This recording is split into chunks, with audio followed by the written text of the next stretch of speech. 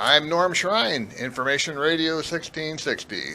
I'm with Dave Miller, the head coach of the Fairmont Firebirds varsity football team, week 10 of the regular season. We'll talk about other things in a minute. But first of all, let's recap the Springfield win. Springfield came into the game not running the football, but ended up using their intent, as Long carried 36 times for 170 yards, but no run over 12 yards. How surprised were you with that strategy? Well, the statistics are wrong. They somehow they doubled us. They doubled themselves too. So that's half of whatever you had there. But they did run in quite a bit. I mean, so if you take half, that's 18 times. He's pretty good. He had a pretty good game the week before against Beavercreek. They started running him more, and he's very talented. And they did a pretty good job up front there. So. I thought we did, fairly well, bottling him up for the most part. He's good, so and only going to get better. But I thought our defense did pretty well, overall. So that 170 is deceiving again. You take half of it, still not great. When you look at the average, he did pretty well with that, but it wasn't as high as what it looks like. So. Up 10-0 in the second quarter, you go for it on 4th and 1 on your own 29-yard line and are stopped. What happened that caused the ball to go over on downs? Well, we do that. We're going to do that, period, and our guys know that. Our success rate on that is pretty high. We just missed a block, so if we block the linebacker, we almost got it anyway. So basically we have our running back, Damien, goes in there and, kid number 10, he's tough. He got underneath his pads and we didn't touch him. So, we were close anyway without the block. If we have the block, we get the first down. So I don't lose any sleep over that, believe me. Well, you shouldn't, as the way the game turned out anyway. Well, but sure. So you get the opening kickoff on the second half and control the ball the entire third quarter, but no points due to a missed field goal.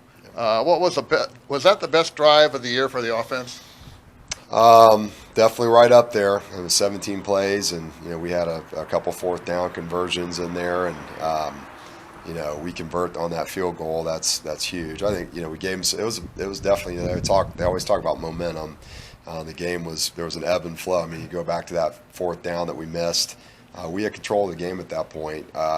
If we go down and at least kick a field goal at that point, that's pretty big. They end up getting a short field and scoring. If we get the field goal after the 17 plays, that's another one that, I think momentum-wise that helps us. I think they got some momentum because they stopped us, held us to no points. But we did take a considerable amount of time off the clock. They only had one possession really in the second half, besides the one at the very end of the game with a couple plays. So that's kind of our MO too, to control the clock, keep their athletes on the sideline as long as possible, and I think we did that okay. On the game-winning drive, 2 key pass plays. First of all, what resulted in the success for the 33-yard pass from Baker to Cheatwood? Well, it was open, and Brock got it to him, so we did a good job protecting him, and Luke just got past their corner, and I don't think the corner was aware of him. They picked him up later. We tried to run it again, and hit kind of our third option in the mix. I mean, Luke's our first, but he got open. That was huge to start out the drive, get us to midfield, especially with what happened after that. Pretty big. We had the penalty on that drive that really hurt us. Got us in a 1st and 25, and we're able to overcome that with a pretty impressive run on 3rd down and 17, I think it was, with Damian Patton to get us to a 4th and 2, where we could, feel comfortable about going for it, and of course converted the pass there. So that was a great drive, really classic. The second half, 2 drives we had, it couldn't have been, better for what happened there. So credit to our kids for executing and doing a really good job, picking those things up as needed. Then there was also a 16-yard pass from Baker to Stringer. Yeah. Was that pivotal? And can you talk about that play? Yeah, it was a 4th down and 2. We contemplated kicking the field goal to try to tie it up. A lot of things kind of came into that or went into that decision. Mostly the kids. I just asked them, I said, what do you want to do? and they said we want to go for it. So we called the play. It's something we practice a lot. They felt comfortable with it. We do it in practice just about every week. So it was well within their comfort zone, and we executed. Brock did a great job just kind of going through his progression, and we protected him well enough for him to find Stringer, and Stringer did a nice job. I mean, I think if he breaks one more tackle, we might be in the end zone there. But it was definitely pivotal. 4th and 2 at the Springfield 28. Your team converted. What was the play you called for? Well, it was again that same pass. We call it Freddie. But he had to go to his third progression, which was Stringer, and found him. And that was huge. That was probably the ball game at that point. For us to convert that, it kept us going. And I think at that point, we felt pretty comfortable. We get down in the goal line. We do a fairly good job of that, so that's well within our comfort zone. As for this week, it'll be a special night for the seniors with the last regular season home game. What emotions do you have for the senior class? I just wanted to keep going. This group of seniors and really the whole team. I mean, we have definitely a special group of seniors, led by guys like Brock Baker, Gavin Prophet, at the very top of that. But they're a really good group. They like each other. You could tell that, pull for each other. They've been really fun to work with, and I don't want it to be over. I mean, we know that at most we have 52 days left of our season, and we want to utilize all 52. They're a group that I'm going to be pretty sad when they're gone. To be able to be where we are at this point of the season, playing for a GWalk title, this Friday, we win, we at least share, the title. So the other part's really not up to us. That's up to the Wayne Centerville game. But for them to be in this position, I think they expected to be here, and that's kind of something that's pretty special about them, pretty neat, that they see themselves probably in a, I won't say different. I think we've had classes in the past that have felt that way too, but to see that kind of bear out, they're a really great group to lead us, and for the guys on the rest of the guys on the team to follow them. We have some really good juniors and sophomores and freshmen, that are watching everything they're doing and really feed off of them. So, it'll be tough to say goodbye to them. I'm just hoping it's 7 weeks as opposed to 2. So, as for Beavercreek, with a new coach and a run-oriented attack with Pitt, what are your impressions of their offense? Well, he was Coach Smitherman is a good friend of mine, number one, but he was with us in 21 over here, so we're very similar. The way we're practicing this week is just having our scout teams, really our second team guys going down against the defense and vice versa. It'd be like looking in a mirror in a lot of respects. It's his first year, and they're getting better. I mean, you could see huge improvement from the Springfield game, where they basically just kept giving Springfield a short field, really shot themselves in the foot over and over again. To Wayne, where at one point it was 14-0, and they're driving, and they go down and convert that. That becomes really interesting. So they did fumble. Wayne got another score on them. I think the final ended up, I don't remember, but they're definitely playing better football. You can see it, the improvement each week in a lot of different capacities, and they're going to be good. They're pretty young, so they got to get this first year, and it reminds me of 2016, our first year here. Record didn't look very good. We didn't look very good. I think we improved each week. So I see a lot of the same things with them. And they present problems. That offense is not easy to, even though we run it, we don't see our defense. When we go, 7-on-7 with them, we're running other people's plays, and we don't really run what we do. So they don't really see us. So trying to prepare for that in a week is tough. But we'll be ready. I know our staff and our kids and how they're approaching things, and it'll be a good one. So excited for it. And every week for the last 2 or 3 weeks, I ask you about the playoffs. Now you're right up on them. I know you're thinking of just the Beavercreek game, but you do know that you're going to have a playoff game here. Yeah. You don't know who you're playing yet. Right. The only thing we know for sure is we'll have a game here, and I'm pretty sure, regardless of the result on Friday, we probably will get a second. So that's great. We but like you said, we're focused on one thing only, and that's week 10 here, and we put a 0-0 record up on our board every week, and our kids do that.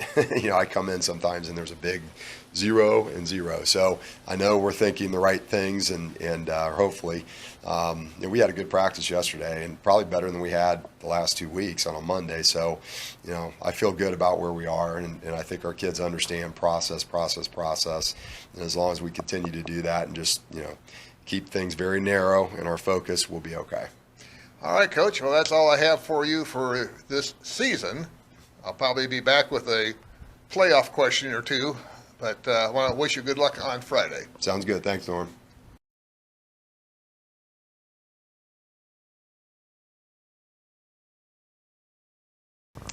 I'm Norm Schrein, Information Radio 1660, and I'm with the new head coach of the Beavercreek Beavers, Trace Smitherman.